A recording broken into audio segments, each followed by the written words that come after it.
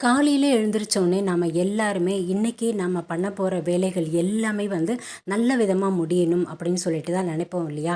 So அந்த மாதிரி நம்ம பசங்களுக்கு காலேஜ் சீட் வாங்க போகிறதா இருந்தாலும் சரி, இல்லை நாம் ஏதாவது ஒரு இன்டர்வியூக்கு போகிறதா இருந்தாலும் சரி, இல்லை பேங்க் லோனுக்கு அப்ளை பண்ண போகிறோம், ஸோ மேனேஜர் போய் பார்க்க போகிறோம், இந்த மாதிரி இல்லை வேறு எந்த விஷயத்துக்காவது யாரையாவது போய் இன்றைக்கி நம்ம பார்க்க போகிறோம் அப்படின்னு டிசைட் பண்ணியிருந்தாலும் சரி, இது இல்லாமல் நார்மலாகவே நமக்கு இன்றைய நாள் நல்ல விதமாகவே தொடங்கணும், நல்ல விதமாகவே முடியணும் அப்படின்னா காலையில் எழுந்திரிச்ச உடனே ஃப்ரெஷ்ஷப் ஆகிட்டு அதுக்கப்புறமா நம்ம கிச்சனில் உப்பு ஜாடி வச்சுருப்போம் இல்லையா, அதில் கை வச்சா கூட போதுமானது. அப்படி இல்லைன்னா அந்த உப்பை அள்ளி அப்படியே ஒரு 3 தடவை அதிலேயே போட்டணும்.